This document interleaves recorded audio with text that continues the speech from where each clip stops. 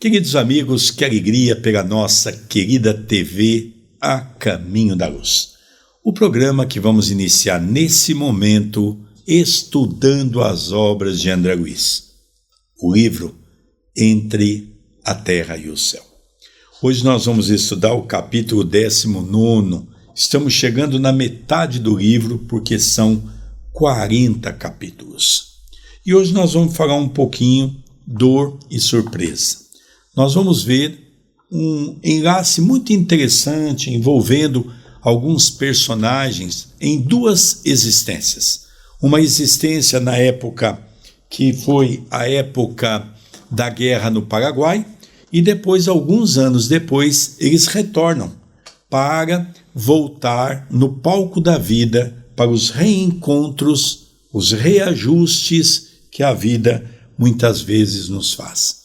Então nós estamos estudando, nós vamos apenas mencionar rapidamente os nomes, não é? Esteves de ontem, hoje Mário, Lina de ontem, hoje Zumira, Júlio de ontem, hoje Júlio também, e também nós vemos aqui que Esteves também teve um relacionamento com Lola. Então todos esses personagens estão nesses últimos capítulos para nós entender o enredo, não é? Lina casou com Esteves, depois Esteves teve dois amigos, ela se envolveu com os dois amigos, que era exatamente Júlio, e depois com Armando. Então nós vemos que essa trama agora vai continuar, porque é o reajuste, não é? Onde Armando está conversando com Esteves. Um é o Mário, que é um enfermeiro, e o outro é o ferroviário Amaro. Antes de começarmos a leitura, tudo bem com você, André Luiz? Tudo bem, querido Sérgio. Cumprimentamos o nosso telespectador carinhosamente por mais um vídeo estarmos juntos e rogamos aos bons espíritos que nos ilumine em mais este vídeo, em mais este estudo. Então vamos ver todo o enredo que está acontecendo daqui para frente. Capítulo 19. Dor e surpresa. Júlio, comparece, covarde, bramia o enfermeiro possesso. E percebendo talvez a simpatia que Amaro nos conquistara, a face da serenidade com que suportava a situação, prosseguiu invocando Revel. Comparece para desmascarar o patife que procura comover-nos. Júlio, odeio-te, mas é necessário que apareças. Acusa teu desalmado assassino. O ministro procurava contê-lo, bondoso, mas Silva, como potro indomesticado, gesticulava a esmo e continuava conclamando: Júlio. Sim, Júlio não respondeu à chamada. Entretanto, alguém surgiu, surpreendendo-nos a atenção. A irmã Brandina, em pessoa, qual se fora nominalmente intimada, estacou junto de nós. O que nós percebemos do início do capítulo 19 é que já aprendemos com este livro e com as próprias obras de Allan Kardec que quando um espírito é evocado, ele corresponde àquele chamamento. Só que nós estamos falando agora de um personagem que havia desencarnado há relativamente pouco tempo, estava ainda na condição de uma criança espiritual, que era Júlio, estava passando por momentos terríveis, porque ele havia acertado uma dívida kármica, que era desencarnar pelo afogamento, mas o seu esôfago e a sua garganta ainda se encontravam dilaceradas pelo corrosivo que ele havia ingerido. Ele não tinha o amparo da mãe, já que Odila estava em momento de perturbação temporária, já que veremos o amparo que se estenderá a ela e veremos o quão ela será importante na reabilitação do filho Júlio. Então nós percebemos que desses personagens todos, Mário Silva continuava ainda muito perturbado, muito agitado, com muito ódio, com muita raiva, com muito destempero. E não adiantava Clarencio pedir para ele se conter.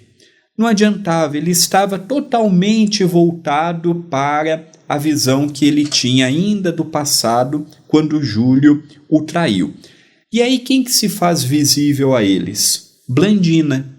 Blandina, em capítulos anteriores, ela é uma das cuidadoras de criança do Lar da Bênção. Lembremos que Blandina, quando esteve encarnada na sua última existência, que nós conhecemos, foi Irma de Castro Rocha, conhecida no meio espírita como Meimei. Então ela, no mundo espiritual, ela se consagrava naquele momento. Hoje nós não temos notícias de nossa irmã, mas naquele momento ela se consagrava a cuidar de crianças. E uma das 12 crianças que ela cuidava era exatamente a figura de Júlio. E agora nós vamos ver a leitura do porquê que ela se faz visível e o que ela vai dizer a respeito de Júlio, do não comparecimento dele naquela reunião a qual está sendo evocado pela figura de Mário Silva ou do antigo Esteves.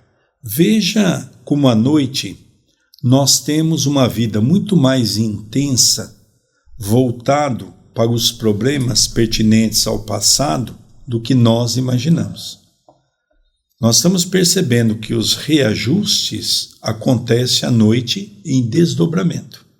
Vamos continuar a leitura. Envolvidos na doce luz que nos banhou de improviso, aquietamo-nos, perplexos, à exceção de Clarencio, que se mantinha calmo, como se aguardasse semelhante visita. Depois de saudar-nos, Blandina rogou humilde: Irmãos, por amor a Jesus, atendei. Temos Júlio sob a nossa guarda. Acha-se doente, aflito. Vossos apelos individuais alteraram-lhe o modo de ser. Poderia colocar-se mentalmente ao vosso encontro. Contudo, atravessa agora difíceis provas de reajuste. Vem implorar-vos caridade. Compadecei-vos de quem hoje se esforça por olvidar o que foi ontem, para regenerar-se amanhã com eficiência. Havia tanta aflição e tanta ternura naquela rogativa que a vibração do ambiente modificou-se de súbito. Comecei a entender com mais clareza a trama obscura do romance vivo que abordávamos. Júlio, o menino doente, era o companheiro que voltava na condição de filho do amigo com quem outrora se desaviera. Então aqui nós percebemos o que já antecipamos no comentário acima.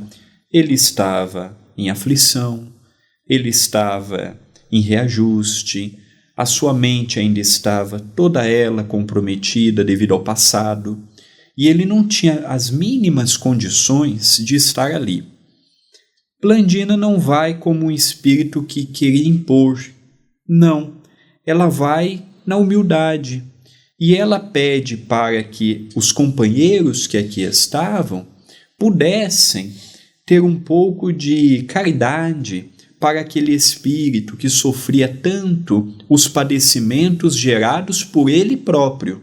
Não foi gerado por ninguém. Júlio não é uma vítima. Júlio não é um renegado divino, um renegado da bondade divina. Não. Mas, ao mesmo tempo, naquele momento, aquela evocação que estavam fazendo a ele poderia perturbar-lhe ainda mais a pouquíssima paz que ele encontrava.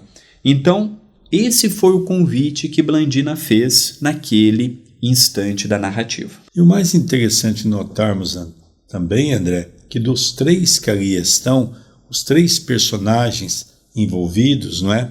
Amaro, o próprio Armando e também Júlio. Júlio foi o único que também teve um corpo, como está tendo na condição de Amaro e como está tendo na condição de Mário, Só que com 8 anos ele já foi retirado. Ou seja, ele já teve um véu do esquecimento, vindo como um espírito, e se encontra na condição de uma criança. Então ele teria que fazer um TVP nele, uma terapia de vida passada, para ele retornar naquele tempo, e isso poderia trazer sequelas gravíssimas para o espírito. É isso que Brandina também tenta comunicar a eles. Não pude, porém, alongar divagações, porque Silva, provavelmente revoltado contra a emoção que nos senhoreava o espírito, passou a reclamar de novo: anjo ou mulher, não lutarei contra o sortilégio, não lutarei, mas preciso arrojar este bandido ao despenhadeiro que merece por suas desgravadas mentiras. Que Júlio permaneça no céu ou no inferno, sob a custódia dos arcanjos ou dos demônios. Todavia, exijo que a verdade surja inteira. Recorro ao testemunho de Lina, que Lina compareça, que ela deponha, se nos achamos aqui, convocados pelo destino que nos algema, uns aos outros, que a pérfida mulher seja ouvida igualmente. Nosso instrutor, assumindo a chefia espiritual do grupo, convidou com energia e brandura: Lina encontra-se não longe de nós. Entremos. A determinação foi obedecida. Na penumbra do quarto, que já conhecíamos, a segunda esposa de Amaro jazia subjugada pela outra. Enquanto Odila se nos afigurava mais rancorosa e mais dura, Zulmira revelava-se mais abatida. Clarencio enlaçou Mário como um pai que recolhe um filho, carinhosamente, e apontando a enferma, esclareceu generoso: amigo, acalma-te. Lina Flores atualmente padece na forja da luta e do sacrifício, a fim de recuperar-se.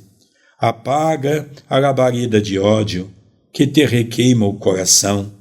Deixa que nova compreensão te beneficie, a alma ulcerada. Não nos cabe prejudicar o caminho de quem procura a regeneração que lhe é necessária. Então ele percebeu que Júlio não tinha a mínima condição de estar ali, seja porque estava pelo véu do esquecimento, seja porque estava no estágio de criança, seja porque estava com seu perispírito ainda dilacerado pelo suicídio que ele havia cometido. Fato é que Júlio não tinha condições para ali comparecer ao chamado. Então, Mário Silva, ou Esteves, disse assim: então, se nós não temos ele, então nós vamos agora atrás da Lina, porque só está faltando ela. Todos os demais já estão aqui para que nós possamos reaver o nosso passado. Clarencio, que de todos eles que ali estavam, incluindo André Luiz e Hilário, era o que estava mais calmo, o único que na narrativa nós vemos que mantivera a calma, a tranquilidade, a serenidade. Não perturbou com a perturbação de Mário Silva, não entrou numa faixa de dificuldades como aquele momento exigia para muitos deles que ali estavam. E quando Mário Silva ele pergunta por Lina, Clarencio diz afetuoso: entremos. Lina, ela já está reencarnada. Ela já está passando novamente pela reparação, pelo reajustamento, pela oportunidade do crescimento num corpo físico. Quando chegaram no quarto, o que perceberam? Que Lina e Odila estavam muito próximas uma da outra. Odila estava subjugando a figura de Zulmira.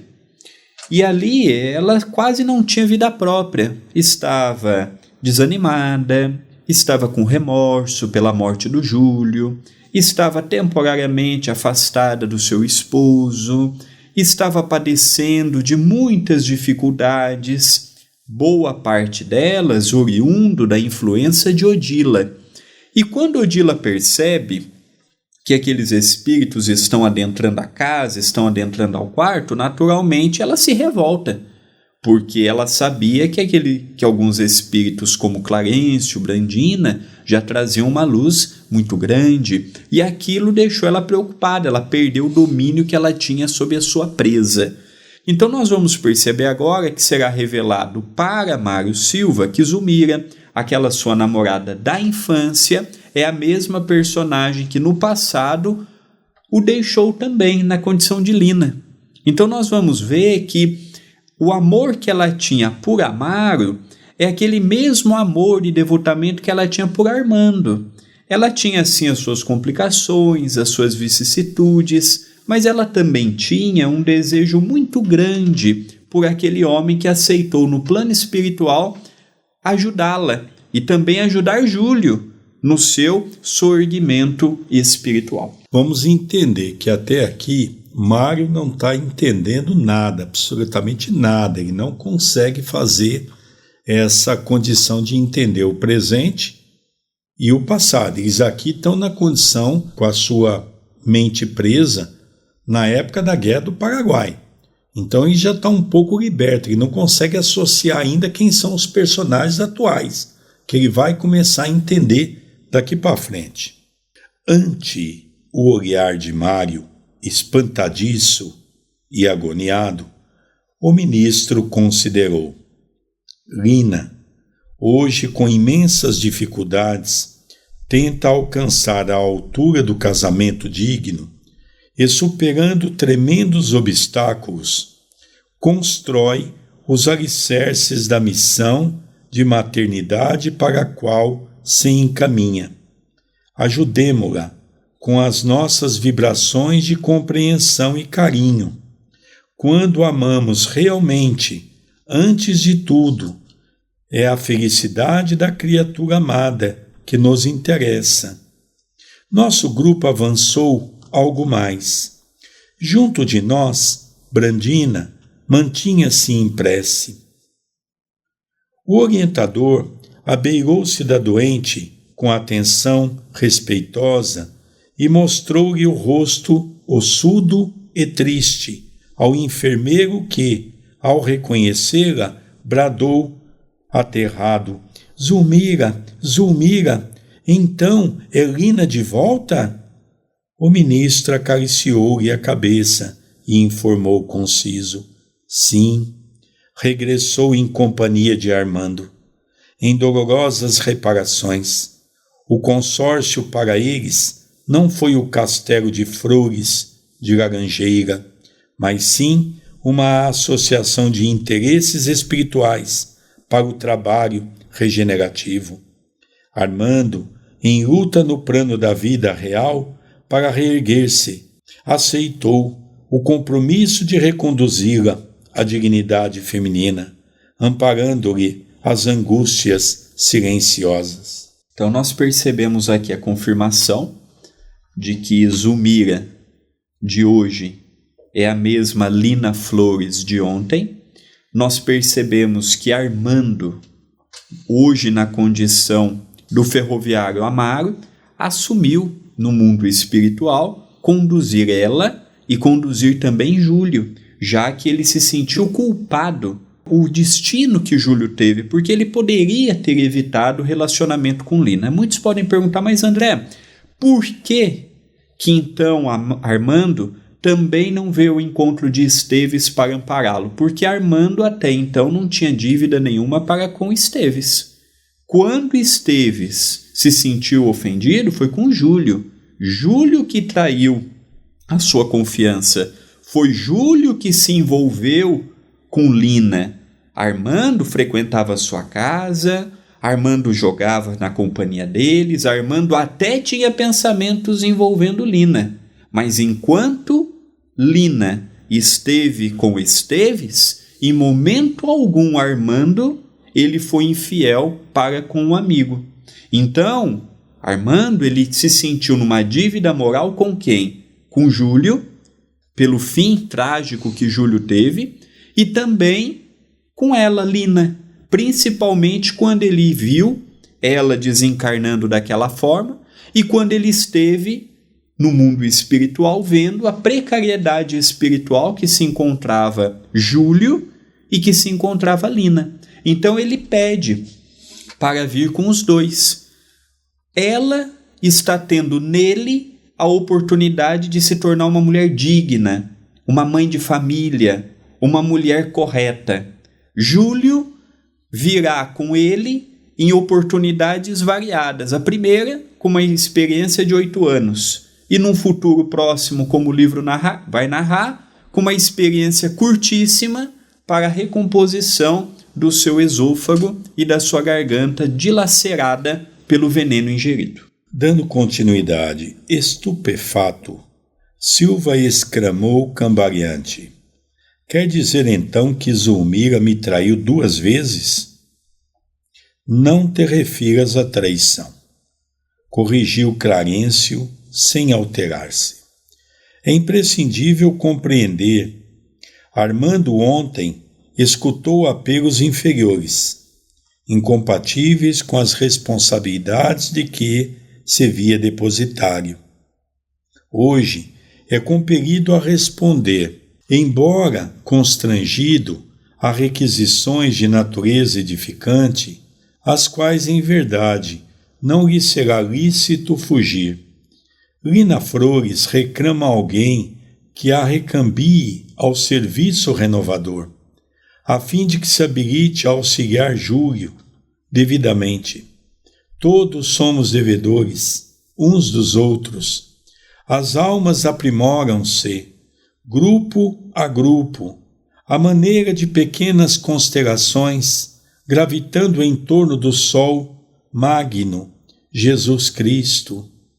Como um astro que se distancia do núcleo em que se integra, abandonaste a órbita de velhos companheiros de evolução, caindo pelas vibrações de afetividade e ódio, no centro de forças em que Leonardo Pires, Ilola e Barruri aguardam-te a precisa cooperação, de modo a se liberarem perante a lei. Amaro, noutro tempo, separou Zulmira e Júlio, estabelecendo espinheiros dilacerantes entre os dois. Agora, cabe-lhe reuni-los no carinho familiar, para que na posição de mãe e filho se reajustem na afeição santificadora.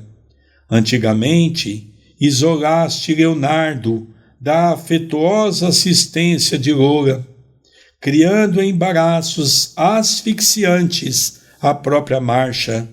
Prepara-te na fé para congregá-los de novo no templo doméstico, igualmente na condição de filho e mãe, de maneira a se redimirem para a bênção do amor puro. Nossas ações são pesadas na justiça divina. Não podemos enganar o Supremo Senhor. Nossos débitos, por isso mesmo, devem ser resgatados. Ceitil a ceitil. Então aqui nós temos várias informações interessantes. A primeira é que Clarencio, ele procura, sem ofender a figura de Mário Silva, ele procura dizer: olha, você também perante a lei divina tem uma dívida. Você também se envolveu com uma mulher casada. Você também gerou a separação daquele casal. Você gerou em Leonardo Pires um aprisionamento no tempo e no espaço. Até hoje ele vive em função do que você fez para com ele. Então, nós temos que ver as pessoas como são. Armando de ontem, hoje na condição de Amaro, não tem um casamento feliz como você imagina.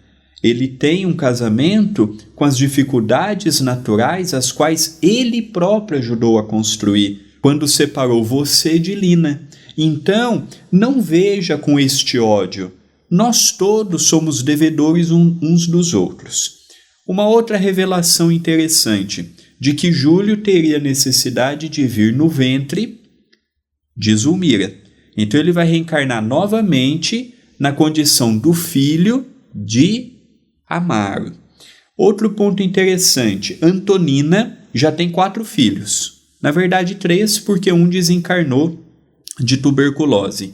Aqui já fala que Antonina terá mais um filho, e esse filho será Leonardo Pires. Então nós percebemos que esta relação pais e filhos, hoje, nós temos claramente que o lar é uma escola de reajuste.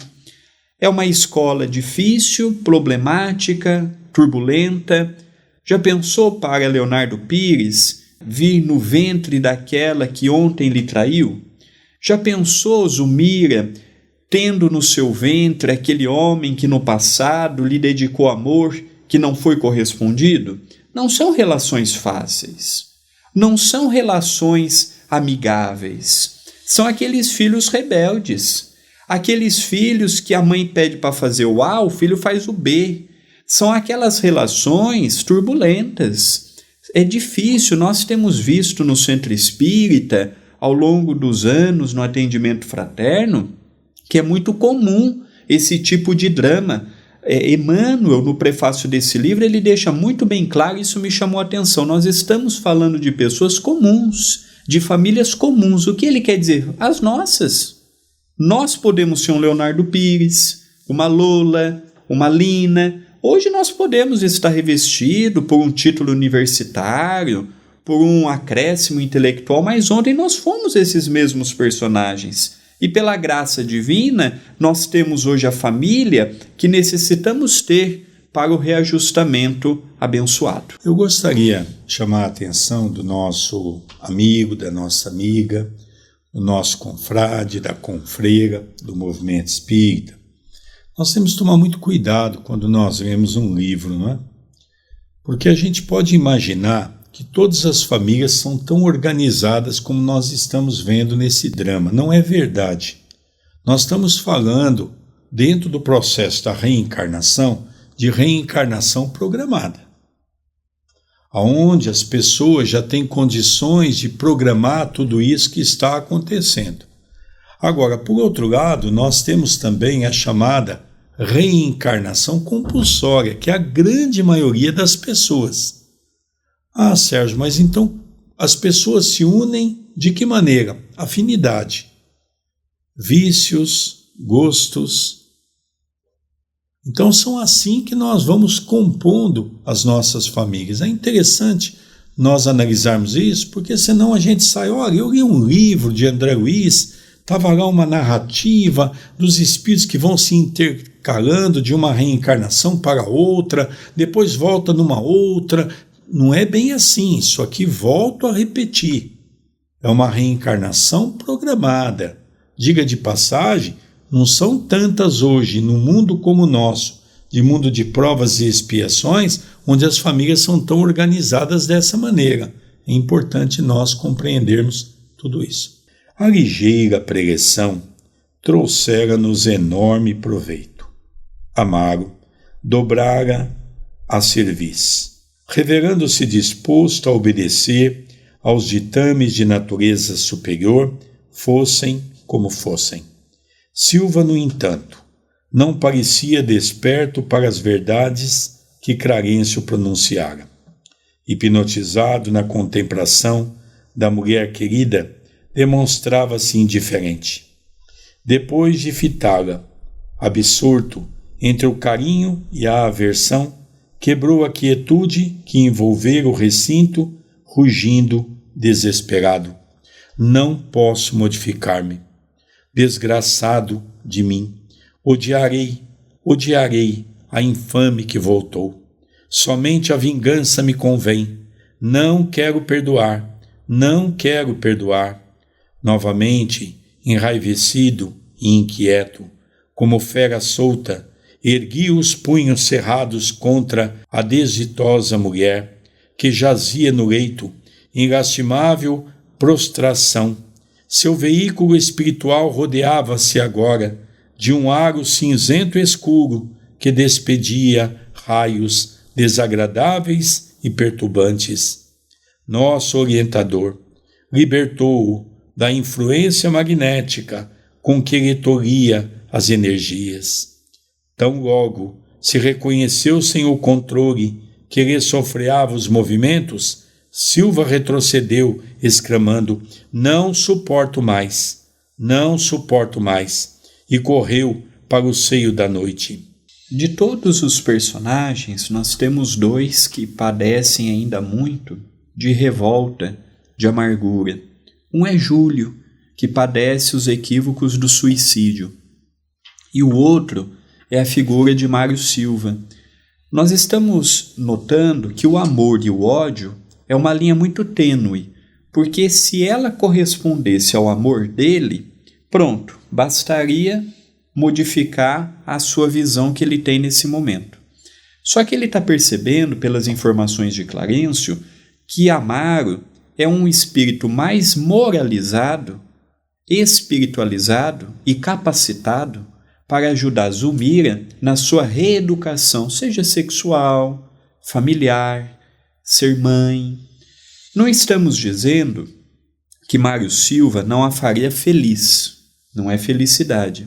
Nós estamos dizendo que Mário Silva não é a pessoa mais indicada para oferecer para Zulmira o que ela precisa neste momento. E ele não aceita. Ele continua com o seu pensamento, e aqui mostra uma outra ideia também. Tem muita gente que na desobsessão imagina assim: eu conversei com o espírito e ele disse para mim que ele quer mudar. Nós achamos mesmo que um espírito vai mudar numa conversa de 5 minutos numa mesa mediúnica? Conosco?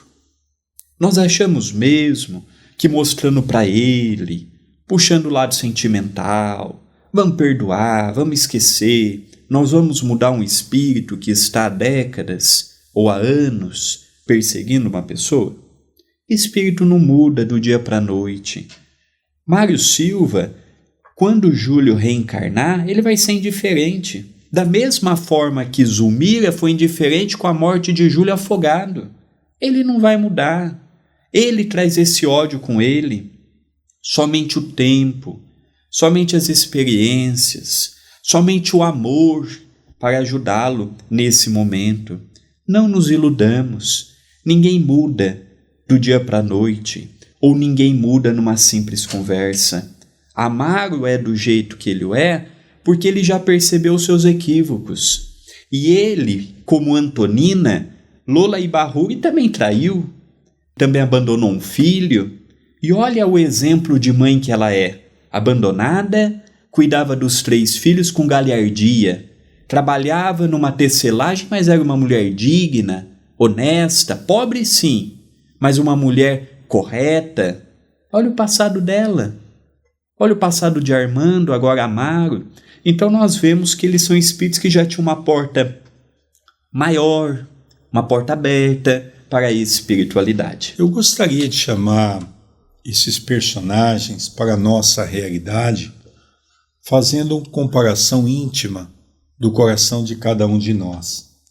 Há um determinado momento que Clarencio, de uma forma mais rigorosa, diz para Mário Silva, ali estava falando para Esteves, mas você cometeu um erro exatamente depois do que havia acontecido com você.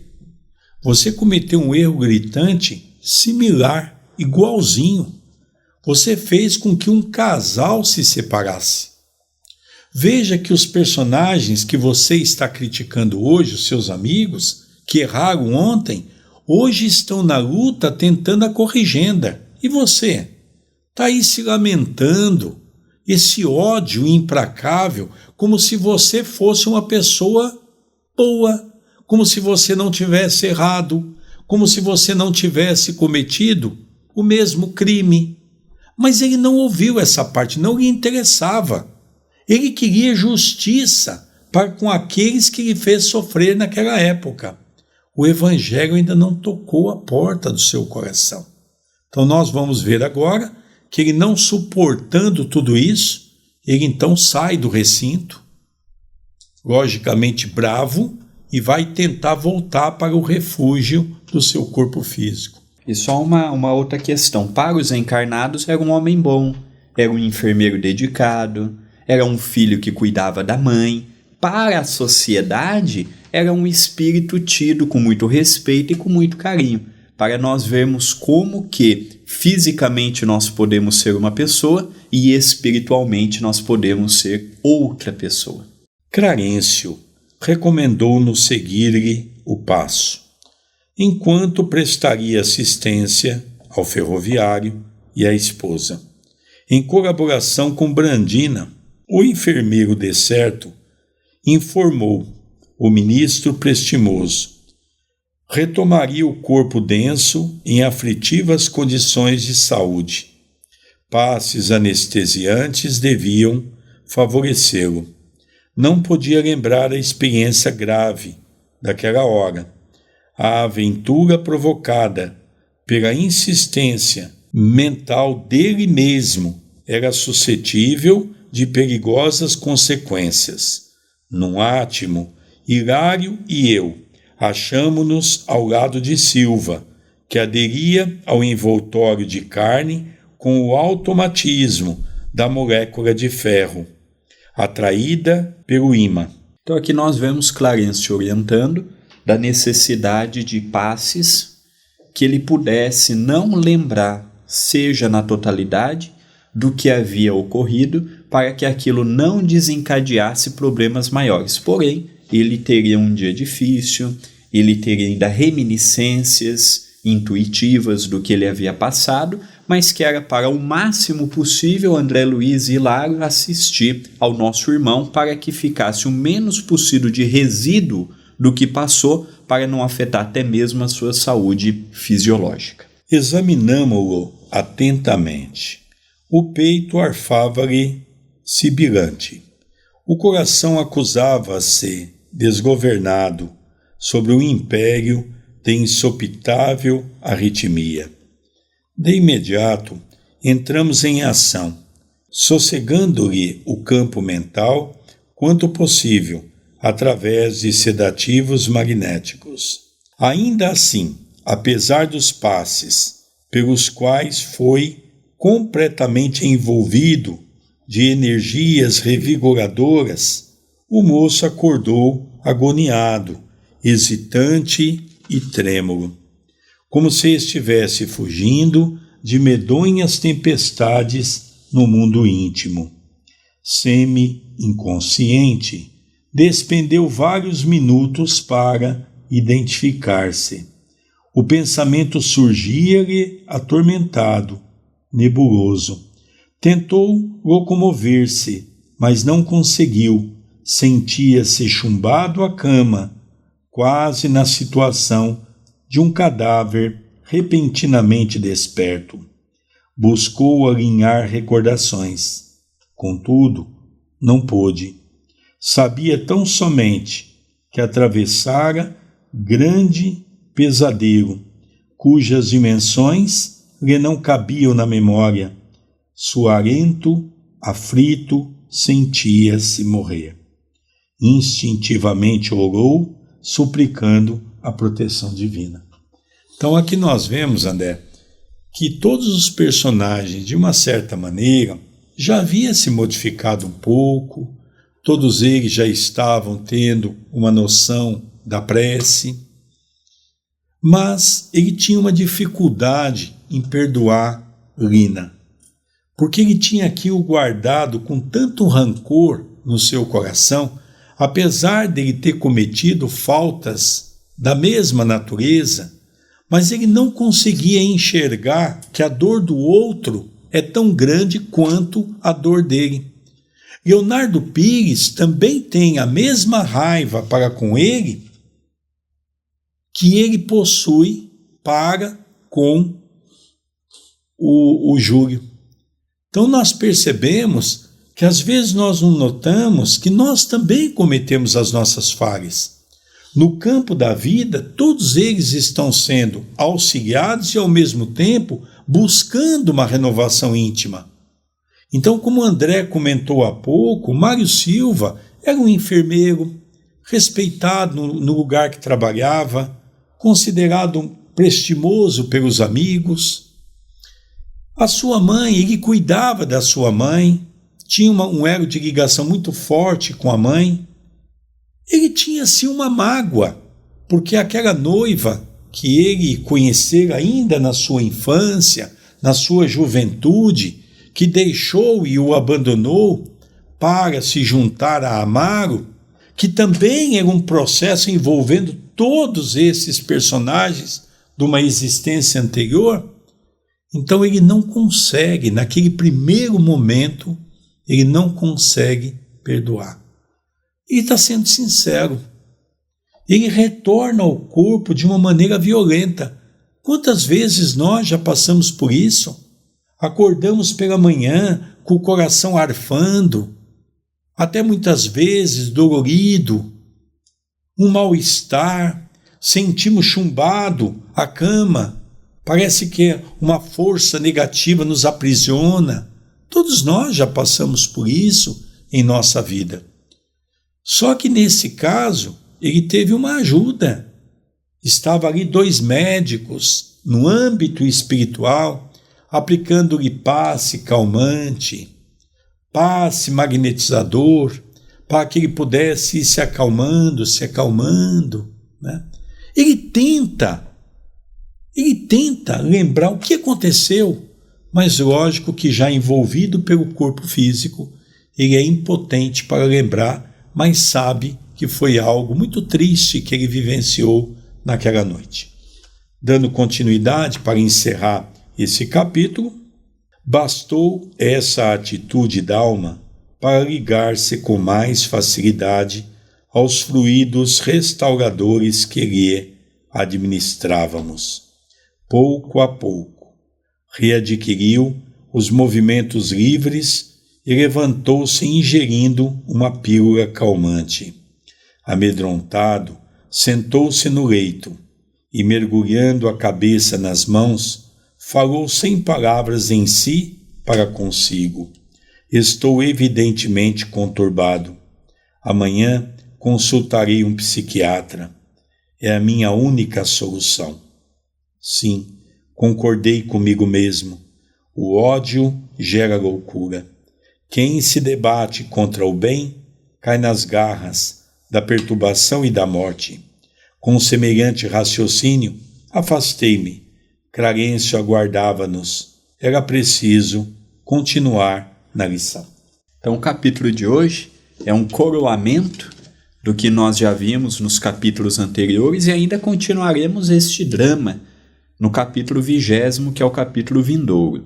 Então, ele acorda totalmente atormentado, totalmente perturbado, por assim dizermos, e ele conjectura consigo mesmo a ideia de procurar no dia seguinte um psiquiatra, porque ele crê que ele precisa de um auxílio.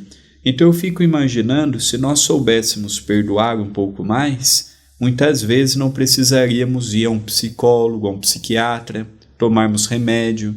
Aqui não estamos dizendo que eles não têm importância e nem estamos dizendo que tudo se resolve com o perdão ou com o tratamento espiritual, mas estamos dizendo sim que muitas das origens dos nossos padecimentos estão na falta de perdoarmos, na falta de amarmos, na falta de nos colocarmos no lugar do outro, na falta de deixarmos o nosso orgulho de lado, na falta de vermos um pouco o próximo com mais carinho e com mais comiseração. Agora nós vamos no próximo capítulo falar um pouquinho de Odila. Agora é hora de Odila, que está obsediando Zulmira, receber o seu auxílio, né, André? Que bacana, é uma trama envolvente, o auxílio da espiritualidade é perspicaz e vai ajudando todos esses corações que não agem por maldade, estão agindo por amor ferido, por ignorância. André, você tem algum recado para os nossos telespectadores? Temos sim, o convite habitual para aqui mesmo nosso canal no YouTube. O YouTube da TV A Caminho da Luz é um braço do Centro Espírita Perdão, Amor e Caridade. Quando você deixa o seu like, o seu comentário, naturalmente é muito bom para o canal. Se inscreva no canal, habilite as notificações, compartilhe o vídeo, para que outras pessoas possam estudar conosco. Esse estudo são muitos nomes relacionados ao presente e ao passado. Assistam os programas anteriores para poderem compreender melhor cada personagem. E tem também o botão do Seja Membro. Sendo membro, você ajuda diretamente as atividades assistenciais que temos aqui na cidade de Itapira. Queridos amigos, nós vamos encerrando o programa Estudando as Obras de Andragoís, o livro Entre a Terra e o Céu. Queríamos agradecer a sua audiência, o seu carinho e rogamos a Jesus que possa continuar nos abençoando e nos envolvendo hoje e sempre. Até o próximo programa. Até o nosso próximo programa.